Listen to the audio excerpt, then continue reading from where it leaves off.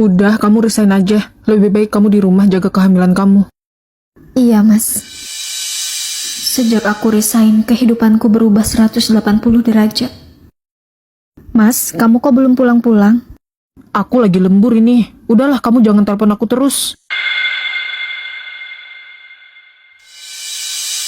Mas, kamu kok semalam gak pulang?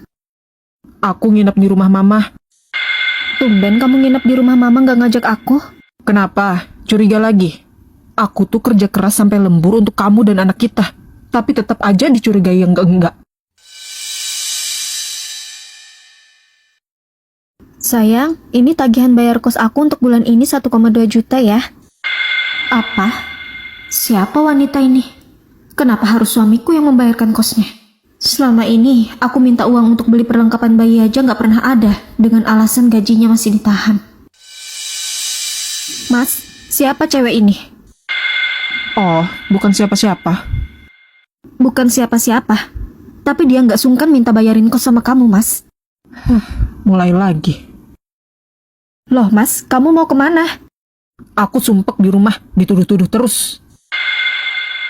Ya, selama kehamilanku, aku sering ditinggalkan suamiku sendirian. Dan aku harus menerima kenyataan pahit. Dia selingkuh dengan seorang Elsie. Duh, angkat dong Mas teleponnya.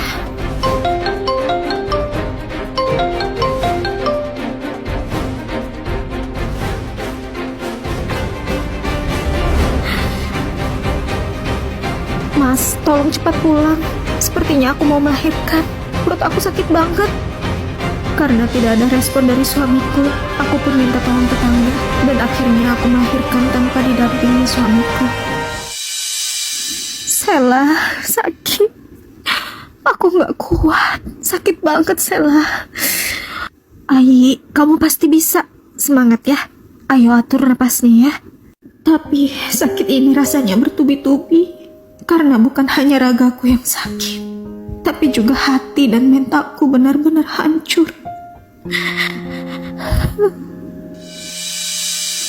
Alhamdulillah, Ayi anakmu lahir. Alhamdulillah. Aku berharap dengan kelahiran anakku, suamiku dilembutkan hatinya untuk bisa menyayangi kami. Tapi isi pikiranku kamu jadi terlalu banyak buang waktu. Dari atas sampai bawah anggun. Baby know that I just wanna be with you.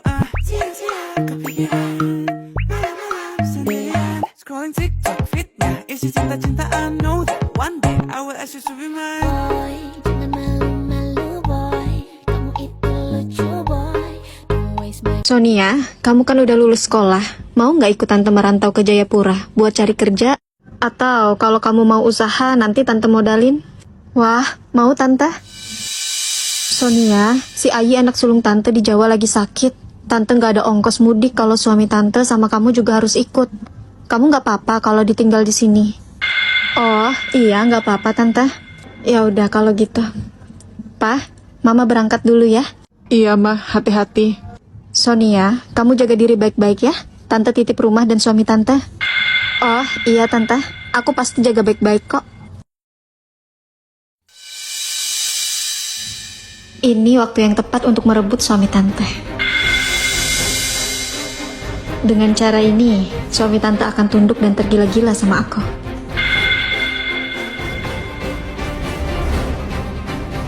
Om udah pulang. Nih, aku buatin kopi buat Om. Wah, makasih ya.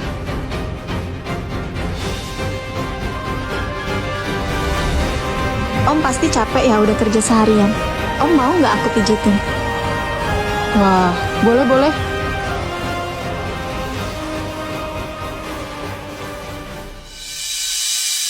Loh, tante udah pulang. Kenapa tante nggak bilang? Kalau kita tahu, kan aku sama Om bisa jemput tante di bandara. Tante sengaja nggak ngabarin, biar jadi kejutan buat suami tante. Oh, gitu. Suami tante juga punya kejutan yang luar biasa buat tante. Ngapain maksain kuliah? Udah dapat kerja mah ya udah kerja aja cari uang. Ya nggak apa-apa, Wak. Saya kan kuliah juga biaya sendiri. Nggak ngerepotin siapa-siapa, apalagi Uwa.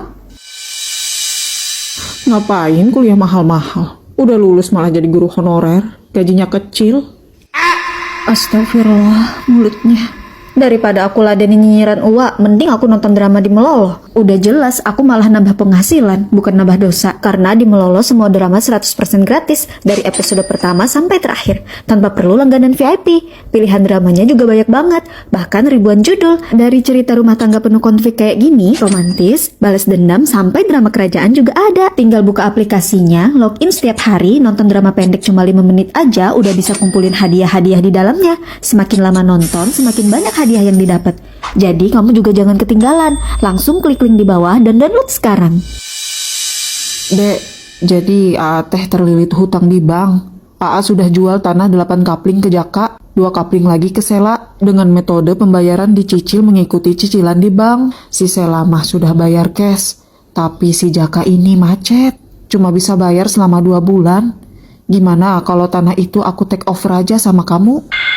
Duh, punten penghasilan aku mah cuma dari jualan di warung kecil-kecilan. Suami aku juga cuma buruh pabrik, takut gak bisa kebayar. Gimana kalau Ai aja? Dia kan sarjana, soalnya sayang kalau tanahnya dibelinya sama orang lain. Punten ya Wak, gak bisa. Dah saya mah cuma guru honorer, gajinya kecil.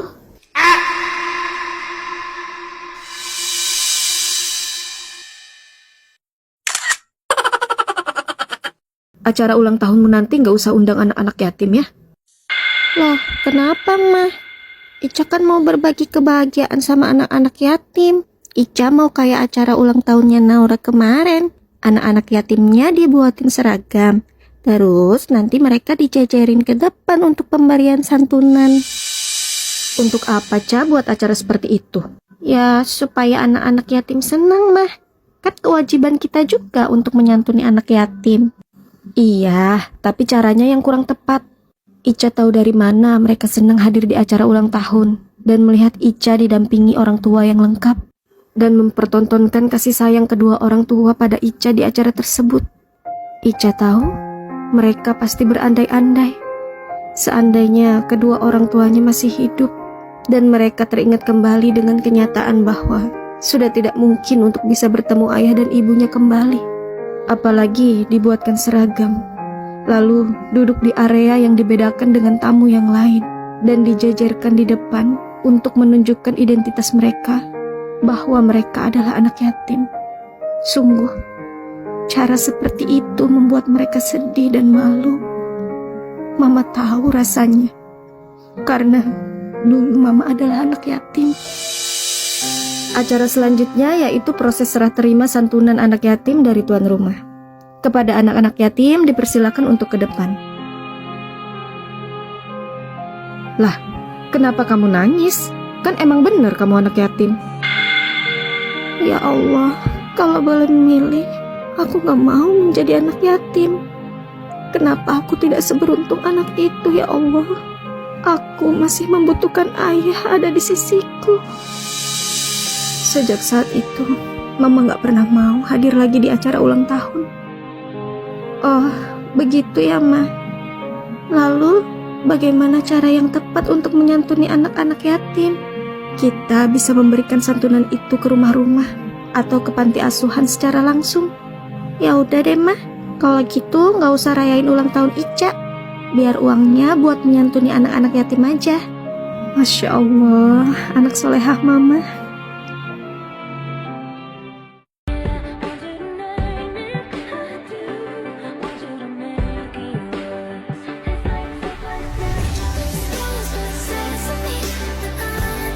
Ai, kira-kira gimana ya kalau aku hutang koperasi yang ada di kantor suamimu? Tapi pakai nama suamimu. Buat apa, Mbak? Mbak pengen beli motor baru. Baru dari dealer atau beli bekas? Mbak sih pengennya yang baru dari dealer, yang bagus sekalian. Motor cuma satu dipakai suami. Jadi pas anakku kemarin pulang dari pondok mau pakai motor nggak ada. Kasian. Duh, hutang beli motor baru setidaknya belasan atau puluhan juta. Pakai nama suamiku lagi. Mbak, mending beli motor second tapi masih bagus. Kayak motor yang aku beli kemarin. Jadi lebih murah. Soalnya kami aja pinjam di koperasi nggak pernah berani pinjam lebih dari 5 juta. Nggak mau ah, lama kalau nyari motor second. Pengen yang baru, langsung ada, tinggal pakai dan bagus. Ya, kalau gitu harusnya nyukupin uang kamu, Mbak. Kalaupun kamu beli motor dengan cara hutang, jadinya hutang Mbak nggak terlalu banyak. Mbak juga nggak berat bayarnya. Soalnya berat Mbak cicilannya kalau pinjamannya terlalu besar. Udahlah, soal itu biar jadi urusanku. Kamu ini bertele-tele banget. Aku yang mau ngutang kok kamu yang ngatur. Bilang aja kamu nggak mau bantu. Bukannya gitu Mbak, aku kan cuma carikan solusi buat Mbak. Lagian motor itu kan yang penting manfaatnya. Hidup ini sudah sulit Mbak, jangan makin mempersulit diri dengan gaya yang tidak sesuai dengan kemampuan. Kalau Mbak mau ambil pinjaman di koperasi silahkan, tapi pakai nama Mbak sendiri ya, jangan pakai nama suamiku.